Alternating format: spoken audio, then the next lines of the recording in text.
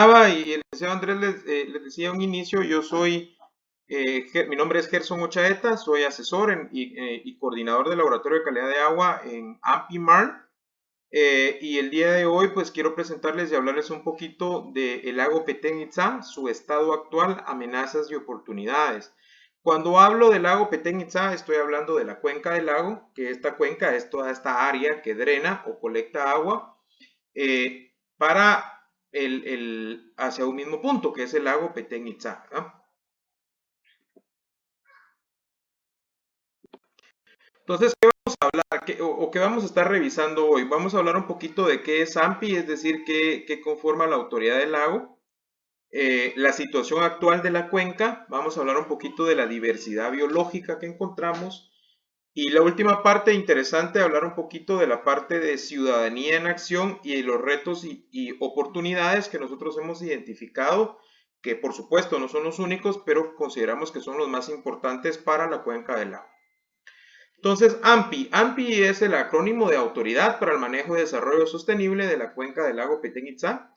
Esta fue creada mediante un acuerdo gubernativo, es decir, de parte del Ejecutivo del señor presidente, en el año 2003, mediante el acuerdo 697-2003, donde se le da vida a la Autoridad del Lago y se describen todas sus funciones. En este mismo acuerdo se adscribe la Autoridad del Lago al Ministerio de Ambiente y Recursos Naturales, es decir, que nosotros como Autoridad del Lago dependemos directamente de todos los procesos administrativos y presupuestarios de MARN Central. Entonces somos una dependencia del Ministerio de Ambiente. Y la función, digamos, de AMPI es ejercer el control de todas las acciones que se desarrollan en la cuenca del lago Petén Itzá.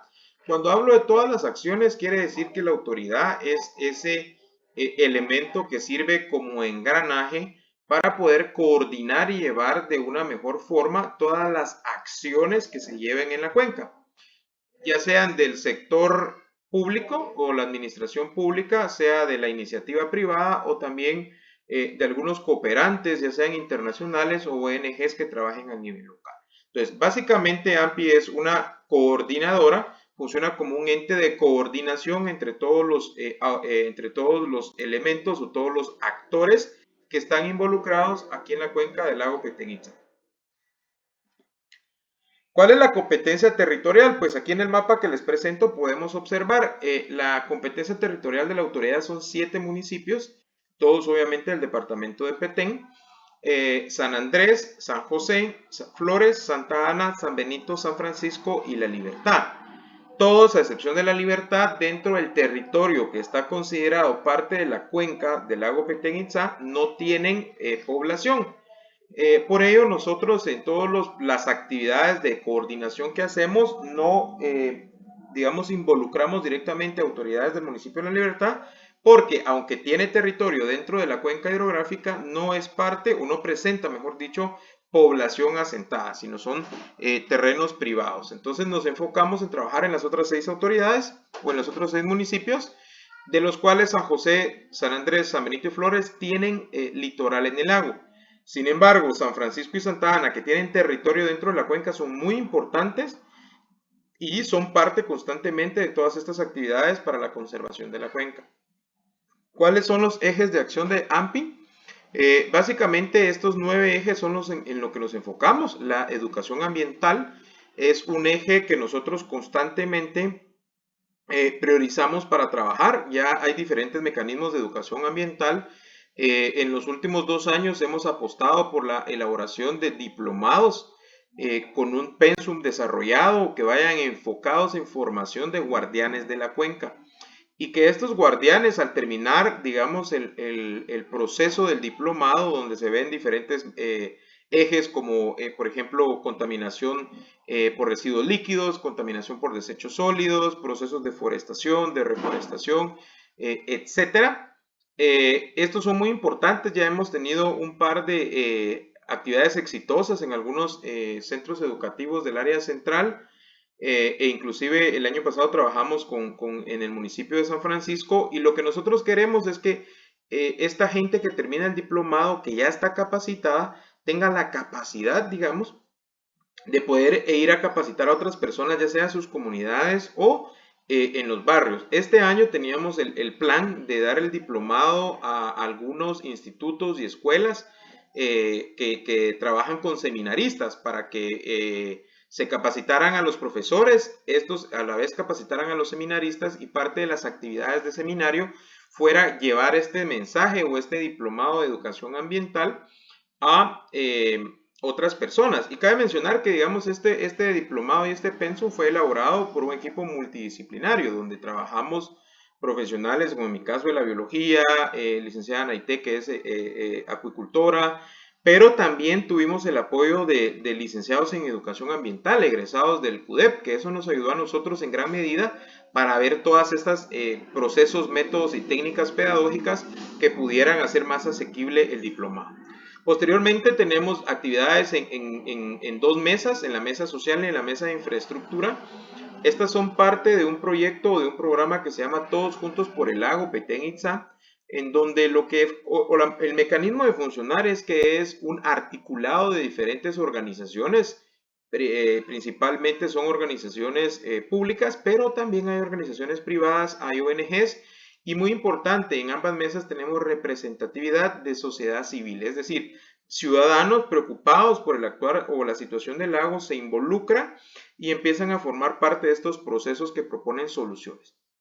Luego está el Comité Técnico Asesor y el Consejo de Administración de AMPI, que estos en el mandato del acuerdo gubernativo que da vida a AMPI son los que establecen cuáles son las directrices a seguir. Es el máximo, el Consejo de Administración de AMPI es el máximo ente, es decir, es el jefe, por llamarlo de cierta forma, y está constituido por los alcaldes de la cuenca, un representante de ONGs ambientalistas que trabajan en la cuenca, un representante de los COCODES de la cuenca, y es presidida por el ministro de Ambiente. Entonces, este consejo es el que toma las directrices, la planificación y nos dice hacia dónde ir en la autoridad.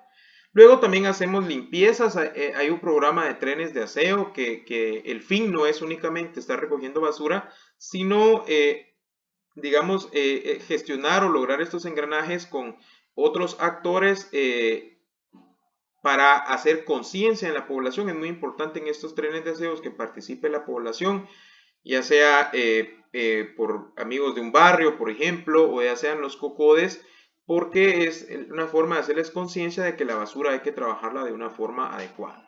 Se trabajan en convocatorias y reuniones, ya sea a nivel local o a nivel regional. Se da mucho apoyo a otras instituciones y denuncias ambientales. Se hace un monitoreo de calidad de agua, que digamos, esta es una de las herramientas que están a mi cargo. Tratamos de tener un monitoreo mensual de la calidad del agua para identificar principalmente cuáles son los focos de contaminación que están deteriorando el lago Petén Itzá, como los otros afluentes, y también ir haciendo algunos descripciones de nuevas especies con investigaciones científicas de bastante valor. Vamos a ver los resultados de algunas el día de hoy, pero regularmente lo que estamos haciendo es tratando de describir cuál es la situación actual y cuál es la dinámica del lago.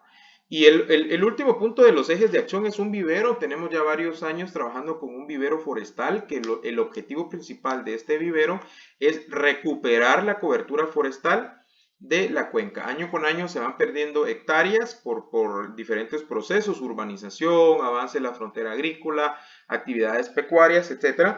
Entonces el vivero de AMPI lo que trata de hacer es con plantas y semillas nativas, es decir, locales, que son colectadas artesanalmente en la cuenca, se establecen viveros, como por ejemplo trabajamos con cedro, con caoba, con ramón, matilisguate, entre otros.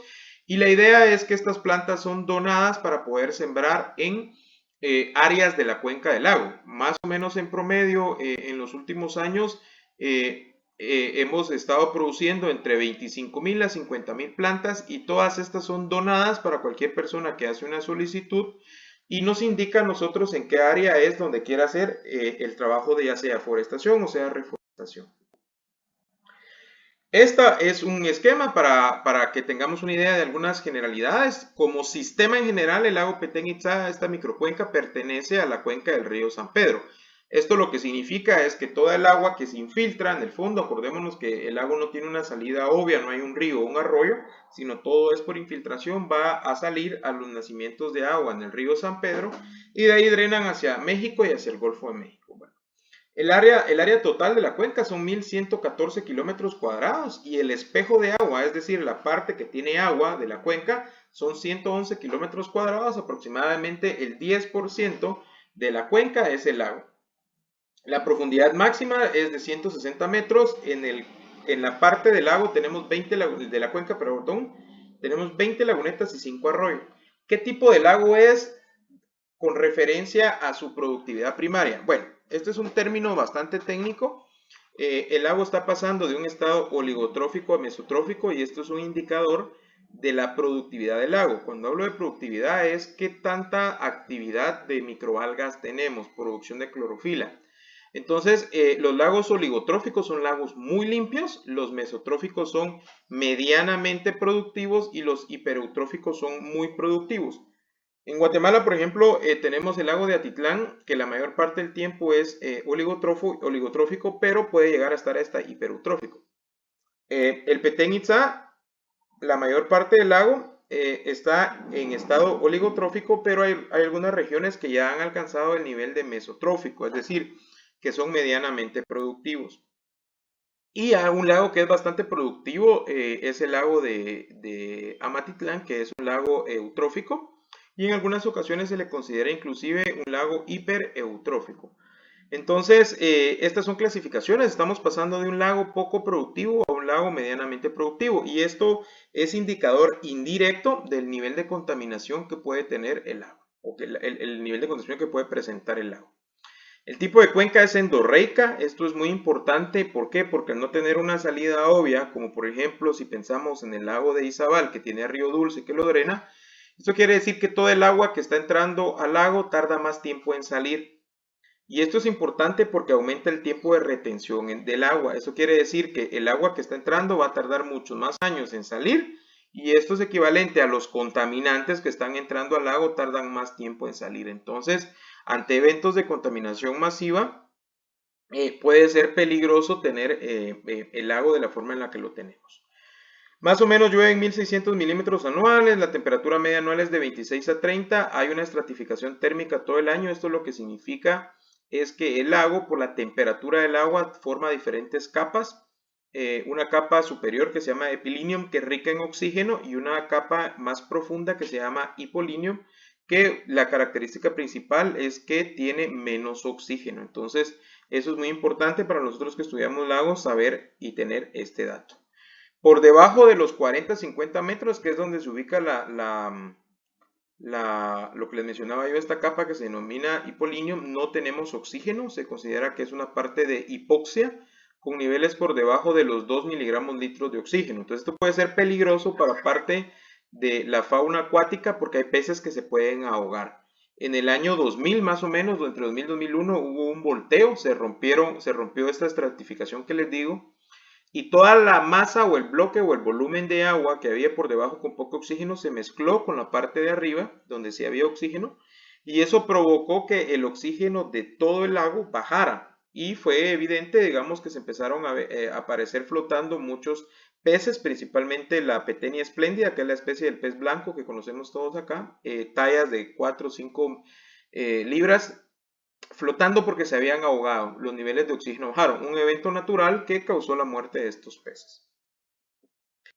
¿Por qué es importante el lago? Nosotros lo estudiamos en 3 ejes principalmente. Hay una dimensión económica que probablemente es la que todos inmediatamente identificamos, que está asociada a los asentamientos humanos.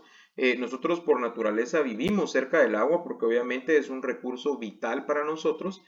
El turismo obviamente es un polo de atracción el lago Petén Itzá, todas las actividades turísticas que se dan acá, la isla de Flores, el malecón en la ermita, por ejemplo, los paseos en lancha y toda la actividad que hay en San José, San Andrés también. Sirve también como transporte acuático, ¿verdad? Aunque ahora ya no es tanto, pero hace algunos años, por ejemplo, todavía había bastante transporte entre las cabeceras de San José y San Andrés y el área central. Ahora más que todo el transporte acuático público, digamos, se ve más entre San Miguel y la isla de Flores. El comercio es otro elemento importante asociado a la pesca artesanal principalmente. Es un medio de subsistencia para muchas personas y es cada vez más la presión que hay por pescadores.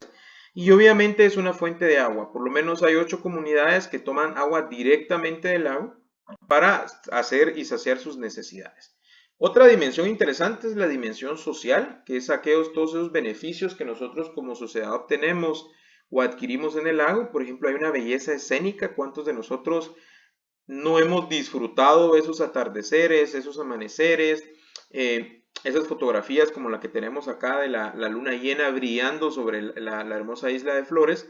Entonces esos son aspectos relevantes e importantes a nivel social que nos da el lago, pero también tenemos el deporte, por ejemplo ese escenario de natación, del remo, canotaje, entre otros. En los últimos años ha tenido un auge la pesca deportiva. La recreación, por lo menos mi persona, aprendí a nadar en el lago. ¿Cuántos de los que estamos aquí no utilizamos el lago para echarnos un chapuzón, para ir a pasar el rato, digamos, y obtener un poco de beneficio, digamos, hablando de salud, para sacar un poco de este estrés en el que vivimos continuamente? Pero también el lago está asociado a procesos de folclore como tradiciones, y en el caso de la religión católica es escenario de muchas peregrinaciones con los santos de la cuenca. Entonces tiene una importancia también bastante social. Y la otra, que es la que nosotros nos enfocamos más en trabajar, es esa dimensión ecológica, pero muchas veces esto no es visible para todo lo demás. ¿Por qué? Porque el lago nos presta una cantidad considerable de servicios ecosistémicos. ¿Y cuáles son los servicios ecosistémicos? Pues los servicios ecosistémicos, entre los que podemos mencionar, está la regulación de la cantidad y la calidad de agua. Eso quiere decir que el lago por nosotros naturalmente está depurando el agua, está absorbiendo el agua para que no nos inunde en ciertas zonas, está quitándole patógenos, etc. Obviamente tiene un límite que el lago puede tener y posterior de eso ya miramos nosotros eventos que pueden causar impacto, digamos, en nuestras actividades.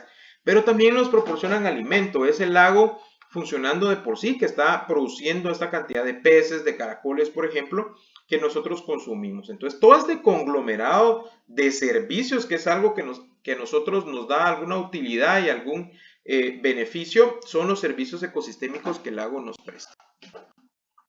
¿Cuáles son las problemáticas del lago? Bueno, básicamente tenemos una pérdida de zonas litorales, que es algo que nos genera a nosotros bastante problema porque se pierden zonas de hábitat para algunos peces. Pero las principales es hablar un poquito de los residuos y desechos sólidos, los desechos líquidos y la deforestación. Estos 3 elementos son los principales que nosotros hemos identificado y que tenemos la evidencia que nos permite a nosotros decir que es los que deberían de priorizarse a la hora de la implementación de mitigaciones o programas de mitigación ante estos problemas para reducir la demanda y la presión que tiene el agua. Los residuos y los desechos sólidos son los primeros de los que vamos a hablar. Estos son producto de actividades humanas, digamos, es decir, todas las actividades, por ejemplo, de elaboración de comida, de compras, de construcción, de todos esos eventos, producen residuos y desechos sólidos que van a parar a estos botaderos. Ustedes en la imagen observan, son fotografías reales de los botaderos municipales que hay dentro de la cuenca, y esto es un gran problema porque estos residuos y desechos sólidos se meteorizan, no desaparecen, sino se meteorizan, se hacen pequeños, o en algunos casos, como ha sucedido en el basurero de San Benito en los últimos años, se producen incendios que provocan emanaciones bastante contaminantes para el medio ambiente y hay una afectación a nivel salud. Entonces nosotros empezamos a evidenciar que aquí los problemas que en un inicio considerábamos eran únicamente de tipo ambientales, estos problemas están pasando a ser problemas de salud y salud pública. Entonces aquí pueden ser vectores de algunas enfermedades, podemos encontrar elementos, por ejemplo, bioinfecciosos que no han tenido una disposición final adecuada, que están contaminándonos. Y por ejemplo, el basurero de San Benito nace en la cabecera de uno de los arroyos tributarios del lago Petén Itzá, que es el arroyo Xucupó. el arroyo Pijul, que es uno de los tributarios más grandes que tiene el lago, pasa colectando, igual que el arroyo del Ahorcado, pasan colectando aguas residuales y desechos sólidos en toda su microcuenca hasta desembocar en el lago. Entonces tenemos un gran problema, por ejemplo, con contaminantes emergentes. Nosotros hicimos un estudio para determinar si teníamos microplásticos en el agua superficial del lago. Encontramos una abundancia media de 147.588 partículas por cada kilómetro cuadrado, que es la más alta registrada para los lagos en Guatemala y algunos de América Latina. ¿Y cuál era la fuente principal de estos contaminantes? Ríos y arroyos como la principal fuente. Y las fibras que ustedes pueden ver ahí en la fotografía fueron de las principales que encontramos y están asociadas a, por ejemplo, lavarropa, a desprendimiento, digamos, de ropa, hablo por ejemplo, nylon, ¿no? De hilos de nylon, de ropa sintética. Entonces, todo esto nosotros ya lo encontramos en el agua superficial y quisimos ir o dar un paso más hacia adelante e hicimos un estudio del contenido de microplásticos en 8 especies de alto consumo humano en el tracto gastrointestinal. Pues de las 8 especies que nosotros encontramos, en las 8 especies encontramos microplásticos. Entonces esto fue alarmante y a nosotros de nuevo nos llama la atención porque estamos pasando, de nuevo y repito, insisto en eso, estamos pasando de tener problemas ecológicos o problemas ambientales a tener un alto indicador de que puede venir unos problemas de salud pública. ¿Y por qué los microplásticos? Si los hablamos, porque es un contaminante emergente y estos microplásticos tienen la capacidad de absorber algunos elementos químicos que vienen desde su producción o otros que están en el ambiente y que pueden producir enfermedades ya para las personas y algunos otros animales. Entonces, nosotros ya sabemos que están en los contenidos estomacales, ahora nos falta saber si, por ejemplo, esto está dando una bioacumulación en músculo, por ejemplo, o si hay algunos químicos que están llegando adscritos, digamos, a los microplásticos y están llegando hacia los músculos y están afectando estas especies que nosotros contaminamos. ¿Cuál es la propuesta? Pues hay una propuesta de AMPI y algunos otros sectores de implementar un programa de gestión de desechos y residuos sólidos, pero de forma integral, en donde tiene diferentes ejes y hacerlo de forma mancomunada, es decir, establecer un programa para toda la cuenca buscando la sostenibilidad económica. Y hay un gran eje, digamos, de prevención utilizando educación ambiental, es decir, abogar por la reducción en el consumo y la generación de la basura. Posteriormente, un aprovechamiento mediante clasificación, por ejemplo, todos los orgánicos que sean compostables, trabajarlos, y todos los inorgánicos que sean reciclables, incorporarlos en las cadenas de negocio, y por supuesto que llegue a disposición final la menor cantidad de basura en un sistema de disposición final adecuado, como puede ser un relleno sanitario, por ejemplo. Luego tenemos los desechos líquidos, que son producto también de las actividades humanas, principalmente aguas residuales producidas a nivel doméstico. Aquí en la imagen de la izquierda superior ustedes pueden ver que hay un colector de la empresa municipal que trabaja en el área central de Entre Flores y San Benito que está colapsado. ¿Y esto a qué se debe? A que nosotros el sistema de alcantarillado o de drenaje pluvial, que es el de las lluvias, no debe de conectarse a las candelas de EMAPET porque hacen que se colapse y se aumente los niveles de contaminación. Entonces el sistema de EMAPET funciona de forma adecuada cuando no tiene estas sobrecargas de agua de lluvia que hace que colapse el sistema. Pero también tenemos algunas acciones que no son permitidas, son altamente contaminantes, como pueden ver ustedes un carro que está lavándose, que el problema principal no son los jabones, el problema principal son las grasas y aceites que se liberan durante el lavado, que una sola gota de aceite puede llegar a contaminar una cantidad de litros considerables, y si asumimos que el lago es una fuente de agua para nosotros, estamos perjudicándolo de gran manera. El no tratamiento adecuado en los autolavados también es algo importante, y del lado derecho de forma superior ustedes ven hay aguas negras en la calle. Esto es producto de que muchas casas solo sacan el tubo hacia la cuneta exterior y no hacen un tratamiento como por ejemplo de un biodigestor para depurar sus aguas en la casa y hacer un tratamiento domiciliario. Este es un mapita del área de cobertura del alcantarillado sanitario de MAPET, donde más o menos existe una cobertura entre el 38 y el 40% de la población.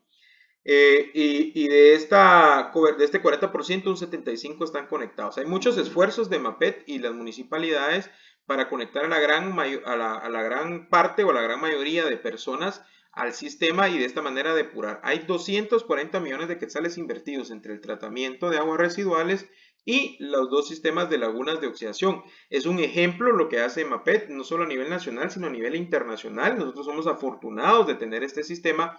Obviamente tiene sus deficiencias, pero es más lo bueno que hace y nosotros deberíamos como ciudadanos responsables de aportar a este sistema. Hay zonas donde no hay cobertura, entonces se está trabajando con los gobiernos locales para buscar esos mecanismos de financiamiento que permitan hacer crecer la red de alcantarillado. Esta es una imagen donde se muestran los dos sistemas, el sistema antiguo y el sistema nuevo. En total hay 12 lagunas ahora para trabajar en EMAPET y tienen una capacidad para tratar alrededor de 75,000 habitantes, que al día de hoy equivale o es el equivalente al 70% de la cobertura del área central de Petén.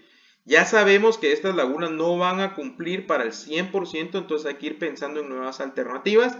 Y una de estas es que las nuevas construcciones, por ejemplo, tengan un propio sistema de tratamiento en las casas. Un sistema de biodigestor funciona de forma adecuada, depura las aguas y posteriormente se hace un campo de irrigación para ir reabasteciendo con agua ya tratada el manto freático, que es de donde podemos obtener agua mediante pozos, por ejemplo. Y el otro problema es la pérdida de la cobertura forestal mediante la deforestación. Ustedes pueden ver aquí en la imagen, tenemos minería a cielo abierto acá, que principalmente es para extracción de minerales, de material para relleno, pero la principal causa de la deforestación es la actividad de la ganadería. Entonces, en esta imagen que tengo aquí, si quieren nos podemos enfocar en la parte de abajo, donde hay un gráfico que dice bosque y uso agropecuario. Podemos ver que desde el año 2000 al 2017 hay una tendencia de pérdida de hectáreas en la cuenca de bosque, ¿verdad? Entonces viene es la línea morada que miramos aquí en la parte de abajo, se está perdiendo, pero directamente proporcional, pero a la inversa, tenemos nosotros el aumento de actividades agropecuarias. Entonces, en la cuenca, todo el bosque o la gran mayoría de bosque que se está perdiendo se está pasando a una actividad agropecuaria, principalmente ganadería, y esto es lo que está afectando. Afortunadamente también hay muchas organizaciones, el MAGA y otras organizaciones como WCS, por ejemplo, CATI en su momento, que han trabajado para proponerle a los productores ganaderos alternativas, como los sistemas silvopastoriles, por ejemplo. Entonces, y hay que entenderlo, la ganadería no es que sea mala, la forma tradicional de hacer ganadería es la que está afectando esta cobertura forestal en la cuenca. Esto es un mapita del lago donde podemos ver el nivel de transparencia, que es otro indicador, digamos, indirecto de qué tan contaminado está un cuerpo de agua. Y podemos ver que la parte sur, donde está San Benito, Santa Elena, Flores, y donde está más o menos el 65% de la población de la cuenca, es el área que presenta menor transparencia. Entre más oscuro esté, es menor la transparencia. Y esto obviamente se debe a que aquí hay más partículas que se suspenden por las actividades que hay en esta zona urbana. Este otro mapita que tenemos nos corrobora eso. Entre más verde esté, es más contaminado que se encuentre el agua. Entonces podemos ver que la zona entre San Miguel, Flores y La Ermita presenta niveles de contaminación altos. Este otro medio parche que miramos aquí es la influencia que tiene la cabecera de San Andrés y San José. Y esta gran masa que miramos aquí son los contaminantes, digamos, que ingresan por el río Ixlú en esta parte del remate y son arrastrados por el viento y se mantienen en esta parte somera del lago, donde no hay población, sino hay una actividad agrícola en esta zona de acá, pero los vientos arrastran estos contaminantes hasta esta zona. Y esto es un estudio que hicimos con gente de la Universidad de San Carlos que nos llama bastante la atención y recalcar el tema de la salud pública. ¿Por qué? Porque, digamos, encontrar coliformes totales y coliformes fecales pues puede ser asociado hasta en algunos casos a excretas de otro tipo de animales. Sin embargo, cuando nosotros encontramos Escherichia coli es un indicador que hay contaminación por excretas humanas en el agua. Y por ejemplo, ustedes miran en el tanque de San José, en la bomba del remate, en la bomba del Caoba, en Jompiche y en San Miguel, encontramos en este estudio Escherichia coli. Entonces, esto es altamente preocupante. ¿Por qué? Porque tenemos que asegurarnos que las entidades que administran el sistema de agua potable para consumo humano estén haciendo un proceso de cloración bastante importante. Estas mediciones es en la toma de agua en el lago, no es en la distribución ya. O sea, de aquí va un tanque de distribución en donde la municipalidad en estos casos, o en EMAPET, en los casos de los pozos, tienen y pasan todo un proceso de cloración del agua. Entonces, cuando ya se va a la red de distribución, ya va clorada, y esperaríamos nosotros no encontrar Escherichia coli en los domicilios o en el lugar donde esté usando el agua. Entonces, por eso es muy importante mantener ese control y una forma adecuada de la cloración para evitar que esto se transforme en una problemática de salud para las personas. Rapidito, para hablar de la fauna asociada, digamos, podemos encontrar muchos artrópodos. Por ejemplo, hay 7 especies de escorpiones, 5 de tarántulas, 40 especies de escarabajos coprófagos, esto quiere decir que se alimentan de excretas, 102 especies de hormigas, 535 especies de mariposas, 33 especies de anfibios, que equivalen al 20% del total nacional, 106 especies de reptiles, equivalente al 41% del país, 513 especies de aves, que más o menos es el 71% total nacional, y hay 122 especies de mamíferos, que es el 64% de toda Guatemala. Esto es lo que encontramos en la RBM, y recordar que la cuenca del lago Petén-Itzá, toda la parte norte de la cuenca está dentro de la reserva de la biosfera maya. Y cuando nos vamos nosotros a analizar cuáles son las especies de peces, pues tenemos estos, ¿no? La petenia espléndida, la vieja melanura, que son los nombres científicos. Y es muy importante considerar que el emblema de nosotros acá es la petenia espléndida, o el pez blanco. No solo por la exquisitez gastronómica que representa y toda la actividad económica atrás de esto, desde que el que pesca, desde los restauranteros, etcétera, sino porque ecológicamente es importante. Está en la parte más alta de las cadenas tróficas o la cadena alimenticia que se llamaba antes, entonces es el que regula las poblaciones de los otros peces y los otros organismos en el agua. Si nosotros disminuimos las poblaciones, alteramos todo ese equilibrio ecológico y puede ser desastroso para toda la comunidad de organismos. Y el agua en sí es un sistema diverso, tenemos más o menos 160 taxones de fitoplancton, estos organismos microscópicos que aportan alrededor del 50% del oxígeno al planeta, 232 especies vegetales en los cuerpos de agua de la región maya. Cuando hablamos de especies vegetales hablamos de plantas, de arbustos, de hierbas, de árboles, etc. Hay más o menos 90 especies de aves residentes y migratorias. Hay que recordar que Guatemala es un punto intermedio entre las migraciones del norte y el sur y viceversa, entonces es muy común encontrar y observar aves migratorias, pero tenemos reptiles muy emblemáticos e importantes, como la tortuga blanca, por ejemplo, de la especie de Dermatemis maui. También encontramos tortugas jicoteas, que le llamamos acá, como Trachemis scripta, la tres filos también, estaurotipos tripocartus, y hay muchas del género quinosterno.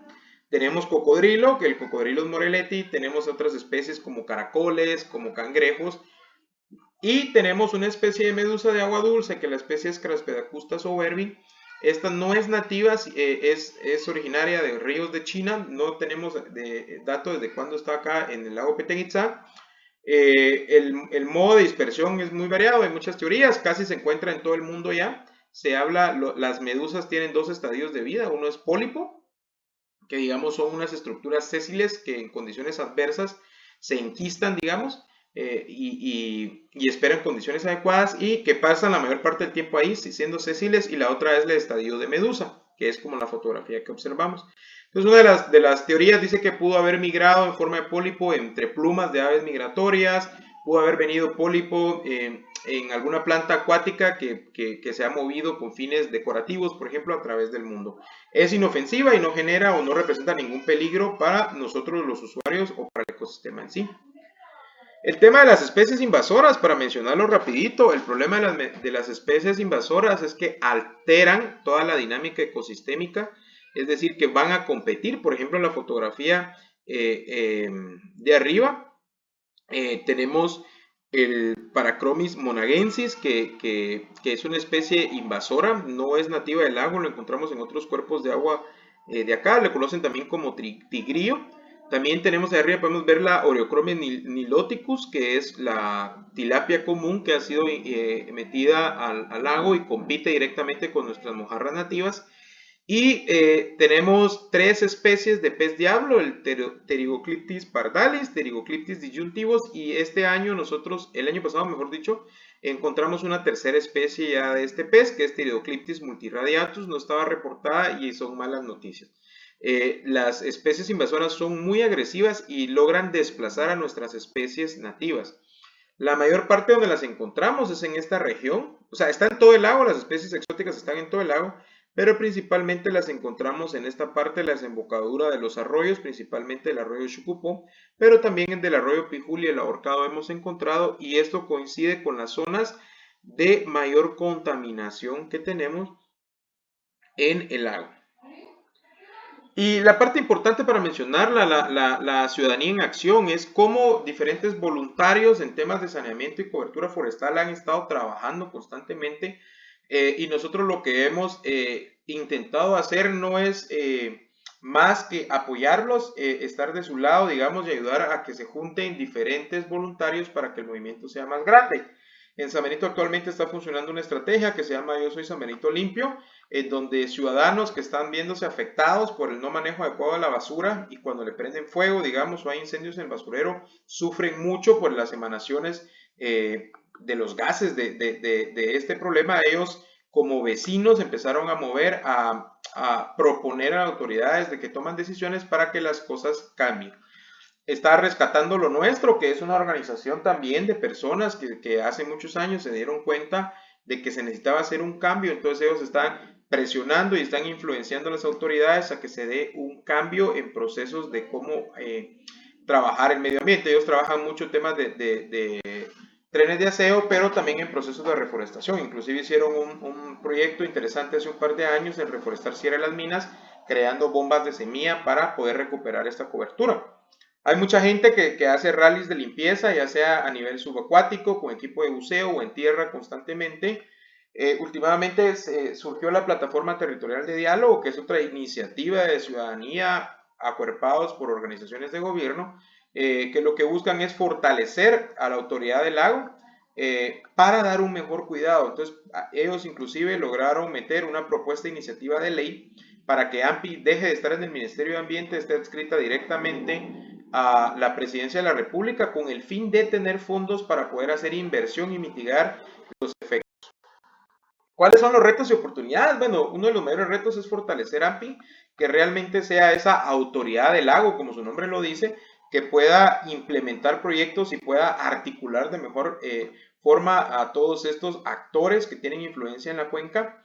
La ciencia ciudadana es muy importante. Hemos estado trabajando ahorita con gente de Melchor. Vamos a iniciar un proceso de capacitar a la gente que vive en el área, por ejemplo en este caso el río Mopán, para que ellos constantemente estén monitoreando algunas variables, como por ejemplo niveles de oxígeno o temperatura en el cuerpo de agua, que nos permitan dar indicadores de la dinámica. Esto es un reto muy importante y es algo que por ejemplo nosotros queremos experimentar y realizar, digamos, llevarlo a las personas en los barrios o en las escuelas, que empiecen a identificar y a medir algunos parámetros que hay en el medio ambiente para poder tener más ojos, digamos, ¿no?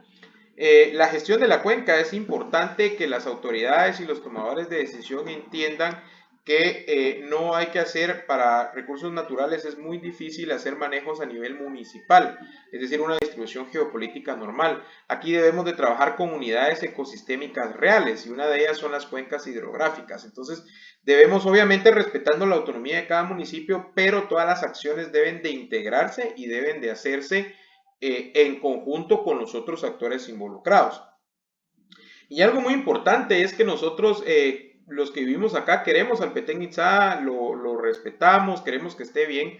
Sin embargo, es un reto para nosotros llevar el lago Petén Itzá a todos los guatemaltecos. Es importante que todas las personas del país se identifiquen con el lago. ¿Por qué? Porque eso nos va a dar compromiso a nosotros como ciudadanos de vivir aquí en el territorio y cuidarlo, pero también le da responsabilidades a los tomadores de decisión y a nuestras autoridades, que deben de cuidar y deben de invertir para mantener las calidades ecosistémicas del agua. Bueno, muchas gracias. Eso era lo que yo les quería platicar el día de hoy. En nombre de AMPI les agradezco el tiempo y el espacio. Acá ustedes pueden ver mi correo electrónico, es grochaeta@marn.gov.gt. Me pueden escribir para si tienen alguna si requieren alguna ampliación del tema o si requirieran alguna información extra, algún documento, informe final, todos estos trabajos que yo les presenté es esfuerzo de muchas personas y muchas organizaciones que han trabajado de la mano de nosotros para poderlos obtener. Entonces, muchas gracias y quedo a la orden ahora para cualquier cosa que ustedes deseen.